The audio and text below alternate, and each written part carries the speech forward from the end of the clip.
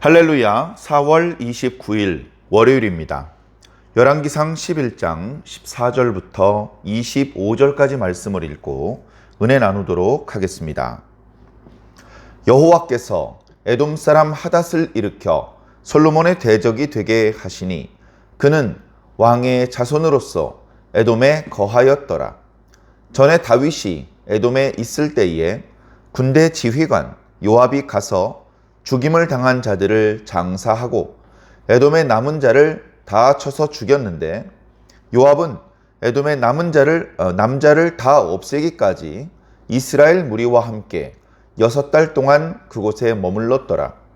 그때에 하닷은 작은 아이라. 그의 아버지 신하 중 에돔 사람 몇몇과 함께 도망하여 애굽으로 가려 하여 미디안을 떠나 바란에 이르고 거기서 사람을 데리고 애굽으로 가서 애굽 왕 바로에게 나아가매 바로가 그에게 집과 먹을 양식을 주며 또 토지를 주었더라.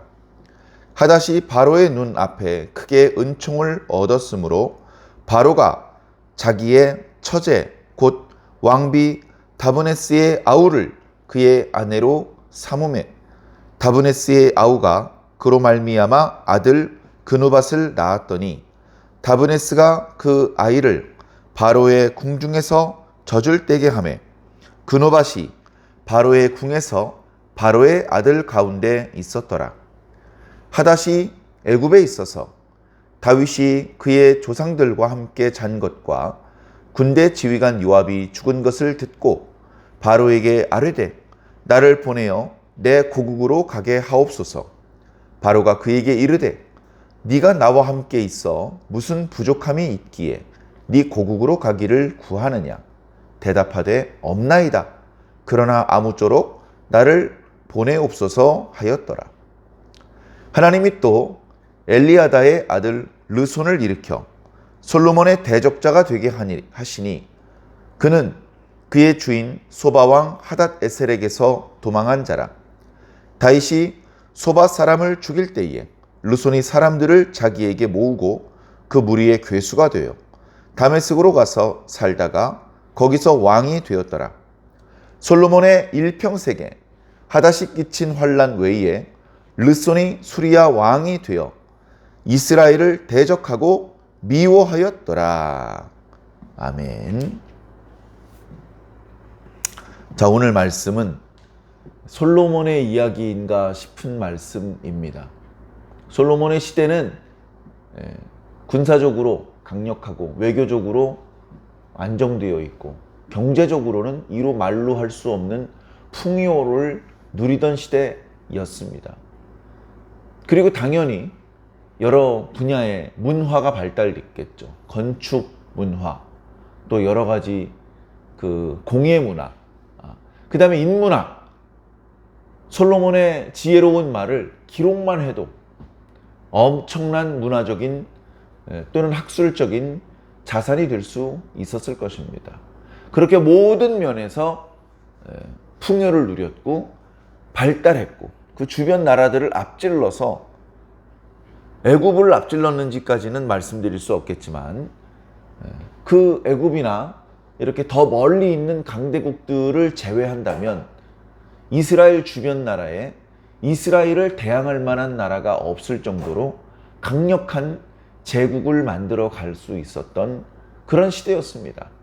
아마 이스라엘 백성들이 이스라엘 땅 안에만 거주하는 것을 고집하지 않고 에돔 땅이나 또는 수리아 땅까지 나가서 거기서 거주하는 것도 원했더라면 아마 다윗과 솔로몬의 시대는 이스라엘이 제국의 형상을 띤 정복 전쟁을 해서 더 넓은 지역을 다스리고 세금을 거두어 드리고 그 지역에 가서도 하나님의 문화를 심고 우상숭배 문화를 다 깨트리고 곳곳에 하나님께 예배드릴 수 있는 회당을 만들고 거기에 종교 지도자들을 파견하고 그런 식으로 해서 하나님의 문화가 퍼져나갈 수 있도록 어쩌면 했을지도 모릅니다. 그러나 당시의 이스라엘 사람들은 아무리 비좁아도 언약의 땅 안에 살기를 원했고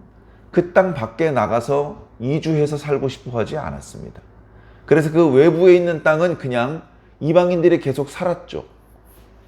반역을 저지를 가능성이 별로 없는, 조경을 잘 바치는, 그 다음에 솔로몬과 결혼으로 동맹을 맺었던 나라들에는 굳이 강력하게 군대를 보내서 압박을 하지 않았습니다. 그러나 꽤 멀리 떨어져 있을 뿐 아니라 결혼 동맹을 맺지도 않았고 수시로 반역을 저지를 가능성이 있는 지역, 북쪽으로는 아람 지역, 남쪽으로는 에돔 지역에는 수비대를 두었다라고 사무엘 하에도 기록하고 있습니다. 오늘 말씀에 보면 바로 그 수비대가 있었던 북쪽 아람 수비대 주변에서 있었던 일, 그리고 남쪽 에돔 지역 수비대 주변에서 있었던 일에 대해서 말씀하고 있죠. 먼저 남쪽 지역 에돔 지역에 대한 말씀을 하고 있습니다. 거기에 하닷을 하나님께서 일으켜서 솔로몬의 대적이 되게 하셨다. 에잉? 이건 또 무슨 뜻입니까? 하나님은 언제나 다윗과 솔로몬의 편이시고 이스라엘의 편이시지 않습니까? 네, 아닙니다.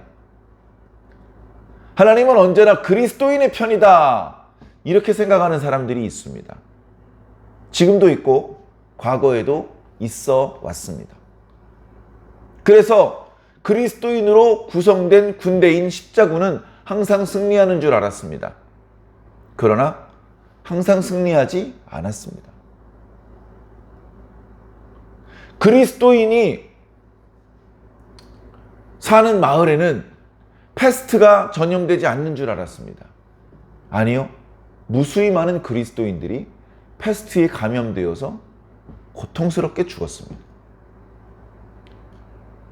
벼락의 원리를 깨닫지 못했을 때 벼락이 치니까 폭약을 보관하던 건물이 폭발을 합니다.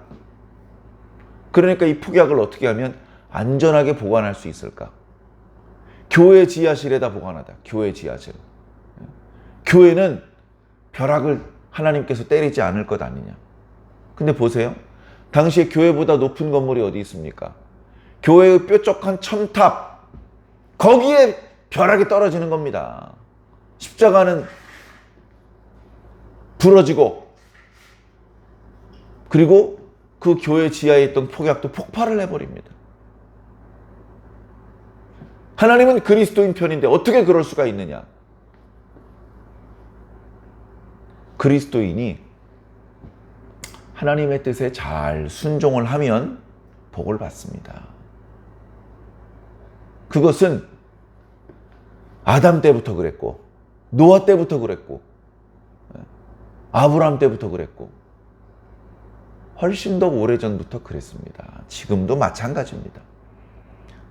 우리가 하나님의 뜻에 순종을 하면 복을 받습니다. 예전에 하나님의 뜻에 순종을 했는데도 복을 못 받는 경우, 하나님의 뜻에 불순종했는데도 복을 받는 경우, 이런 경우가 있다는 말씀을 드렸던 기억이 납니다. 그러나 그 복은 정말로 성경이 말하는 복이 아니고 세속적인 복입니다. 믿음이 없는 세상 사람들이 생각하는 그런 복. 모든 복은 돈이잖아요. 세상 사람들에게. 그래, 하나님께 순종 잘했는데 돈을 못 벌어. 하나님께 순종 못했는데 돈을 벌어. 이런 아이러니한 현상이 세상에는 더 많이 발생한다. 그런 말씀을 드렸는데요. 그런 세속적인 복 말고 진정한 성경적인 복. 하나님께 순종하면 반드시 복 받습니다.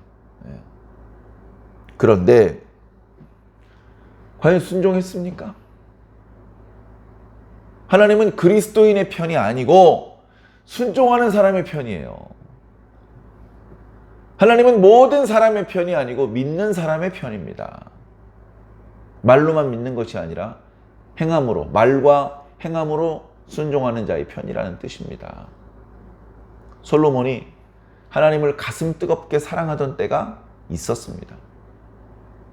가슴이 뜨거워서 그 누구도 억누를 수 없는 열정을 가지고 성전을 건축하던 때가 있었습니다. 그런데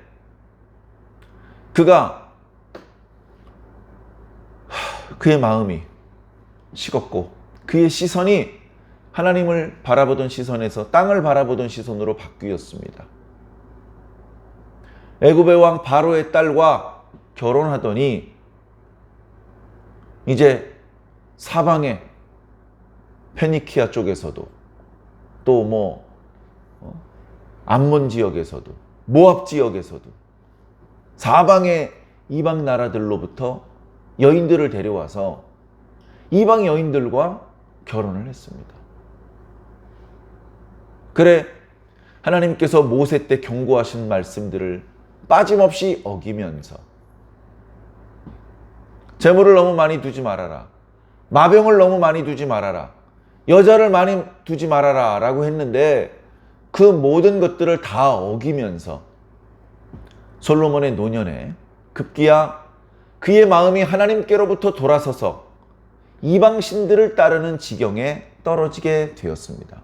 이렇게 되었는데도 하나님이 솔로몬 편을 들어야 됩니까?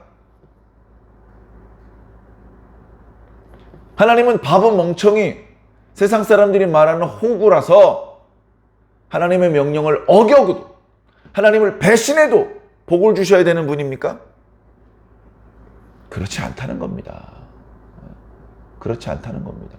우상 숭배를 해도 복을 받고 하나님의 계명을 어겨도 복을 받고 다윗처럼 살지 않아도 복을 받는다면 하나님이 이스람 하나 아닙니까? 그럴 수 없습니다. 그래서 우리는 10장과 11장 앞부분에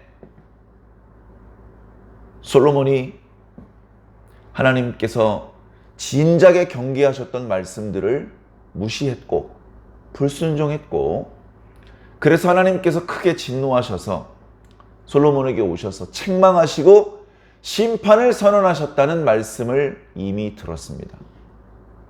그리고서 아무 일도 일어나지 않는다면 하나님은 아주 우스운 분이 되는 겁니다. 우스운 분이 되는 거예요. 말뿐이지 하나님은 아무것도 할 수 없는 분이야. 이렇게 되는 것입니다. 그러나 성경은 분명히 말하고 있습니다. 하나님은 말만 뻔지르르한 분이 아니다. 하나님은 실질적인 능력이시다라고 말씀하고 있는 것입니다. 솔로몬이 일찍이 경험해보지 못했던 만만치 않은 대적이 오늘 말씀에 둘이나 생겨났습니다.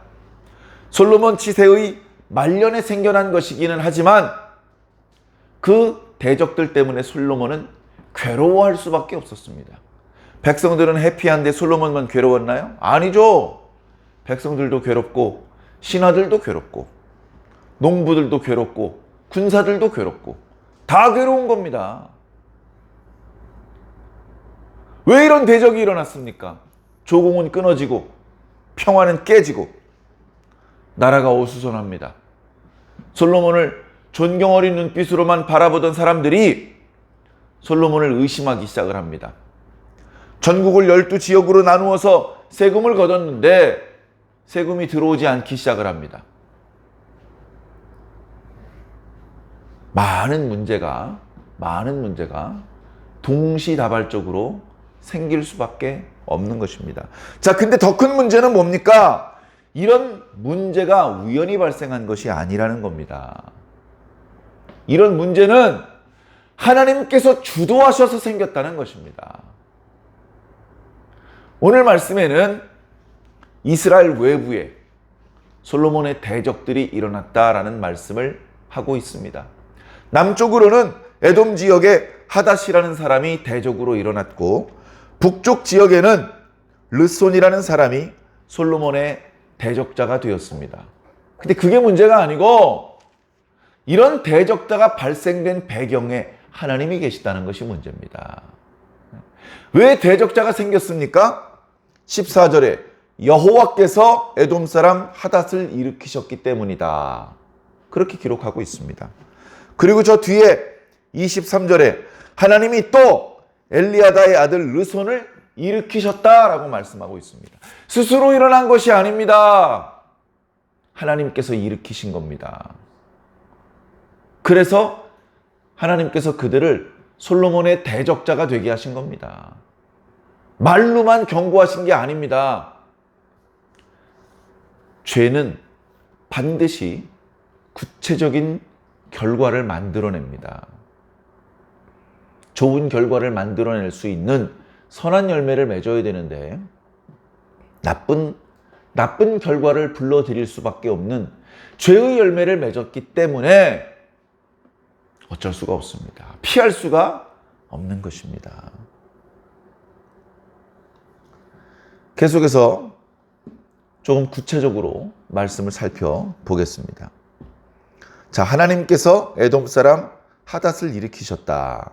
하닷은 원래 그 에돔 족속의 왕족이었는데 다윗 시대에 에돔을 정벌을 했었죠. 군대 장관 요압을 보냈습니다. 요압이 죽은 사람들은 장례를 치르고 그리고 남아있는 에돔의 남자들을 다 죽이려고 그 지역에 6개월이나 버텼습니다. 눈에 띄면 남자는 다 죽이는 거예요. 참 전쟁은 잔인합니다. 논리적이지도 합리적이지도 않습니다. 내가 죽임을 당하지 않으려면 상대방을 죽여야 되는 그런 끔찍하고 야만적인 것이 전쟁입니다. 시작을 하면 안 되는 것이죠.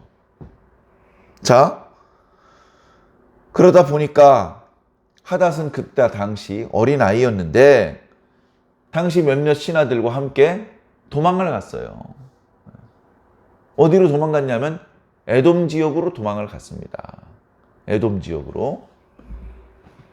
자, 근데 여기서부터 또 놀라운 일이 발생되는 거예요. 에돔 지역으로 갔어요. 뭡니까? 에돔 애굽으로 가니까 애굽 왕 바로의 입장에서 봤을 때 이 하닷은 거지야, 거지.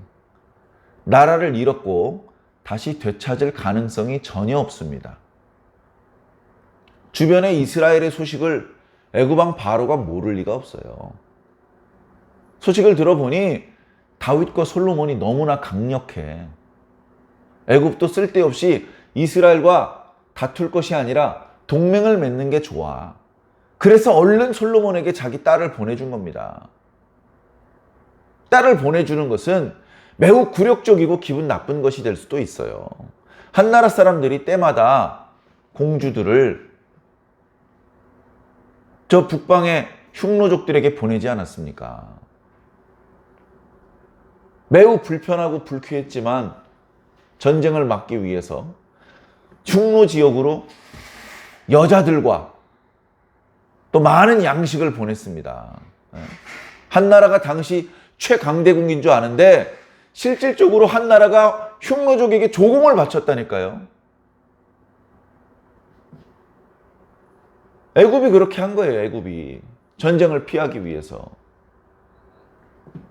자, 그런 애굽으로 하닷이 찾아왔습니다. 야, 너 뭐 때문에 왔어? 야, 내가 너 받아주면 다윗하고 나하고 관계가 불편해질 수밖에 없어. 야, 오지 마. 이렇게 하거나 받아는 주는데 야, 내가 다윗하고 불편해지면 나도 곤란하거든. 그러니까 너 조용히 찌그러져 있어. 미안하지만 내가 널 도와주긴 어려울 것 같아. 내가 널 쫓아내진 않을 테니까 내가 내 눈에 띄지 않게 저 모퉁이에서 조용히 살다가 가라. 이렇게 할 수도 있잖아요. 그런데 이야기를 들어보니까 이 하닷이라는 사람을 애굽 왕 바로가 끔찍히도 사랑합니다. 친족도 아닌데 마치 멀리 떨어졌던 친족이 온 것처럼 음에 내 새끼 얼마나 고생이 많았노 하면서 그에게 이거 저거 줍니다. 이거 저거 주는데 집도 주고 먹을 양식도 주고 토지도 줍니다. 나중에는 뭐를 줍니까? 자기 처제도 줘요. 처제. 자기 아내의 여동생 다브네스라고 하는 여자를 그 하닷에게 아내로 줍니다. 뜻밖의 지금 이 하닷이 망명자고 애굽 족속도 아니고 이방인이었는데 가진 거 하나도 없는 거지였는데 애굽 왕 바로의 동서가 됩니다. 갑자기 왕족이 돼버렸어요. 그래가지고 아이를 낳습니다.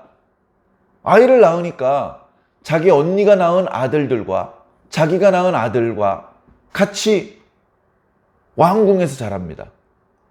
왕궁에서 젖을 떼고 왕궁에서 바로의 아들들과 함께 식사하고 함께 교육받고 왕자들로 대접을 받는 거예요. 그러니 이 하닷을 애굽에서 얼마나 존귀하게 대접해 주었는지 알 수 있습니다. 그런데도 불구하고 이 하닷은 애굽에 뿌리를 내릴 생각이 없습니다. 그래도 왕족이라고 자기 부모 세대에 잃어버린 조국을 회복하겠다. 이제 그런 생각을 가지고 있었던 것 같습니다. 그래서 편안하게 살고 있으면서도 수시로 신복들을 통해서 이스라엘과 또는 에돔 지역의 소식을 듣고 있습니다. 소식을 들어보니 다윗이 죽었대요. 솔로몬 때에 요압도 죽지 않습니까? 요압도 죽었대요. 자기 나라를 위태롭게 하던 사람들이 다 죽었어요. 그러자 바로를 찾아갑니다. 무릎을 꿇고 왕이시여, 당신 덕분에 제가 애굽에서 이렇게 편안하게 행복하게 잘 살고 있습니다. 너무나 감사합니다. 왕은 만세수를 하시옵소서.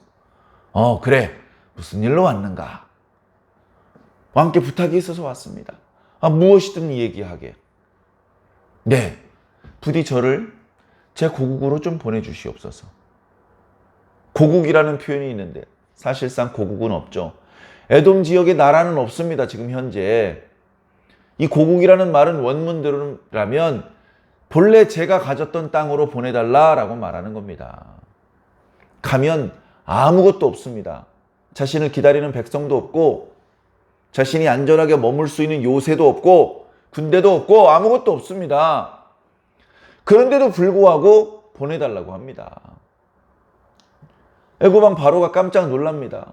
아니 이복에 내가 자네가 지내는데 무슨 부족한 일이 있었나? 왜 나를 떠나서 고국으로 돌아간다는 말인가? 예, 없습니다. 왕께서 저를 너무나 극진히 대접해 주셔서 저는 애굽에 사는 동안에 아무 부족함을 느끼지 않았습니다. 그러나 어찌합니까? 제 조상들의 땅 에돔 지역으로 돌아갈 수 있도록 허락해 주시옵소서.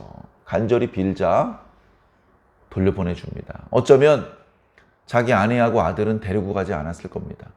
신복들만 데리고 돌아갔을 것입니다.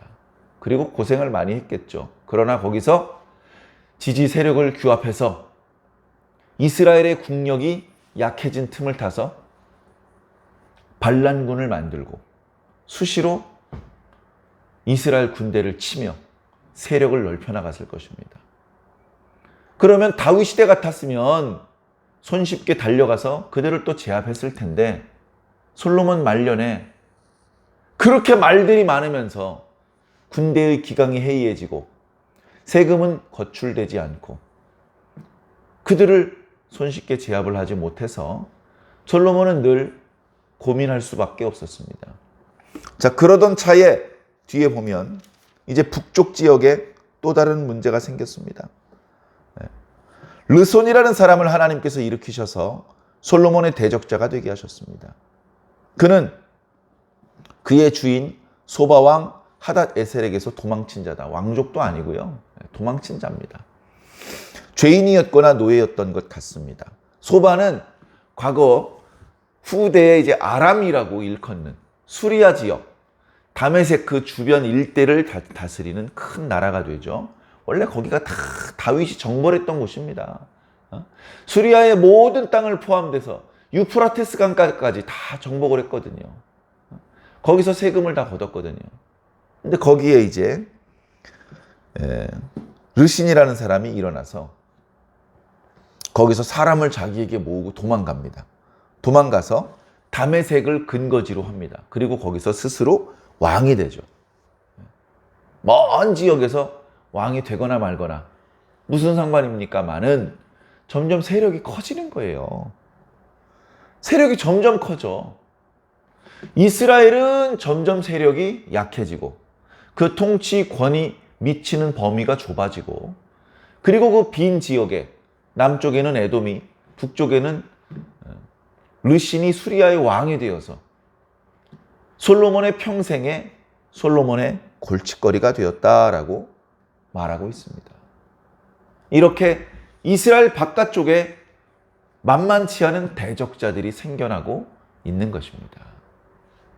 이어지는 말씀에는 이제 이스라엘 내부의 대적자가 생기죠. 이스라엘 내부의 대적자가 또 생깁니다. 이렇게 솔로몬은 하나님의 말씀을 어기고 심지어 그의 마음을 돌이켜 하나님을 섬기지 않고 우상 숭배에 참여하는 지경에 떨어지면서 하나님께 심판의 경고를 들었고, 그리고 그 말씀대로 그의 말년은 순탄하지 못했습니다. 그렇게 지혜가 많다고 하지만 뭐 이렇게 지혜로운 사람이 우상 숭배에 쉽게 빠집니까? 하나님의 말씀을 벗어나면 더 이상 지혜로운 것이 아닙니다. 지혜를 잃어버리고 나면 솔로몬에게 남는 것이 무엇입니까? 이제 잃어버리는 것만 남아 있습니다. 그동안 모아들였던 것들을 빠른 속도로 잃어버리는 모습을 이제 우리는 보게 될 것입니다. 사랑하는 성도 여러분, 죄를 짓고 무사 아니랄 수 없습니다. 하나님께서는 여러 가지 방법으로 결국 그 죄인을 응징하십니다. 당장은 그 죄인이 승승장구하는 것처럼 보이겠지만 결국 마지막 순간에 그 죄인은 하나님의 진노를 만날 수밖에 없는 것입니다. 사랑하는 성도 여러분, 죄를 지으면 안 됩니다. 죄를 지을 유혹에 늘 상존하고 있기 때문에 우리는 늘 하나님의 이름을 부르면서 말씀으로 돌아와야 됩니다. 아이쿠, 내가 죄를 지을 뻔했구나. 아이쿠, 내가 정신이 혼미해질 뻔했구나 하면서 다시 정신을 차리고 다시 가다듬고 다시 초심으로 돌아오고, 그것을 계속해야만 마지막 순간까지 온전한 상태를 유지할 수 있는 것입니다. 사랑하는 성도 여러분, 흔들림 없이 하나님을 사랑하시기 바랍니다. 흔들림 없이 오직 하나님만을 사랑하고 오직 하나님의 말씀만을 순종하시기 바랍니다. 우리가 이스라엘의 왕은 아니지만 사랑하는 성도 여러분, 다윗과 같이 행하시기를 바랍니다. 다윗도 범죄했습니다만 속히 회개했고 우상 숭배와 같은 범죄는 저지른 적이 없습니다. 끝까지 한결같이 오직 하나님의 크신 이름 앞에 겸손히 무릎 꿇을 줄 아는 그런 저와 여러분들이 꼭 되기를 예수님 이름으로 간절히 축원합니다. 아멘.